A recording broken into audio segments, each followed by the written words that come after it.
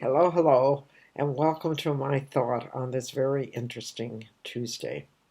I just read an article about law, and the author said we have too many of them, that we need to cut them out because they are outdated almost immediately as soon as they are made. And that is something that I have always understood, that when you make a law, at the point that you make the law, it's effective. But by the very next day, it's outdated. So the question that I wanted to talk about today is, how important is it to obey the law? And in a way, it seems to me that it's even more important to understand which laws are okay to break. I had a very dear friend back in the late 60s and early 70s when I lived in Oregon, Ohio, in a trailer court. I lived with trailer trash, who were some of the finest people I've ever met.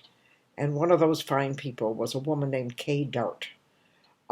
Those of you who follow these ramblings that I do know that I am from an upper middle class background.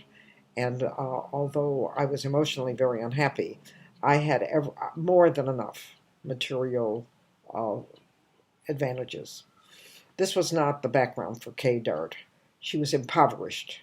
And I've always said that being an intellectual is a luxury, that people like Kay Dart, just getting through the day, finding enough to eat, finding a place to sleep, was the big challenge. She couldn't worry about what book to read or what thought to think or what philosophy, whether she was liberal or conservative. This was something that she didn't have time for. And she told me the story that when she was, I believe, 15, she became pregnant.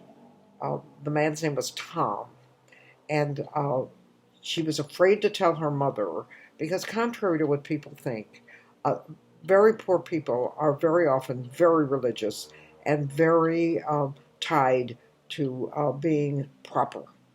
And Kay knew that her mother would never accept that she had succumbed to her passion and had become pregnant. So she did this pregnancy at 15 all alone, with no doctor to help her, no one to advise her, nothing. And when she was about to have the baby, for some reason instinctively she knew, she told her best friend, and her best friend said, "Well, come to my house and we'll deal with this." Another 15-year-old. And together, the two of them managed to deliver a little baby named Tammy. Named Tammy. I don't know how they did it. I don't know how they managed, because she didn't tell me that. But they did. And the next morning, when the girlfriend's mother realized that Kay had had this, in those days, illegitimate baby, she threw Kay out of the house. As a 15-year-old with a baby and no place to go. And Kay lived on a park bench. And I said to her, "How did you survive?" She said, "Well, I stole food from Safeway, is our big market in America, from Safeway dumpsters." She said, and I got Tammy's clothes from Kmart. I said, "Well, how'd you do that?" And she said, "Well, I just went in and took clothes." And I said, "You just took them?" She said, "Yes." She said, "When I watched television, I saw children that were dressed beautifully, and I thought to myself, why can't my child be dressed that way?" And I thought to myself, maybe she's right. Maybe she's right. And I often wonder, that very same woman who thought nothing of taking clothes from Kmart was my very good friend. And my cat bit me, and I got cat scratch fever. And if you know anything about cat scratch fever, it is not fatal, but you get a very high temperature. And Kay, because she had very little education in medical things, when they took me to the hospital and she knew the cat had bitten me, she thought I had rabies, which of course would mean that I would die. So she took up a collection in the trailer court, and she bought me an African violet, which of course doesn't make sense at all, because if she thought I had rabies, I was going to be dead. But she brought me an African violet. And when I came home, she gave me the African violet. She gave me the African violet. And she gave me all the change from that collection. And this is a woman who, in order to eat, had to rob a dumpster and had to steal clothes until she found a husband. And the way she found the husband, I want you to know about that too. She was sitting on the park bench, and and I don't know how she withstood it. Toledo has absolutely terrible weather, so I imagine that she also stole blankets from Kmart, but she managed fine. And this very, very homely man used to come to the park to have his lunch, and he loved babies. And when he came, he saw Kay, and he came and he would play with Tammy. And then one day he said to her, "Where do you live?" And she said, "I live here."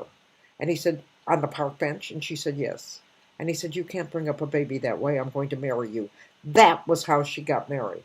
Paul was an independent garbage collector, and he used to have park his truck outside their mobile home, and it just stunk. He used to collect. And one day, when by this time Tammy was 8, when Tammy was outside, Paul came out and told Tammy he wanted her to get something. And she said to him, "You're not my father."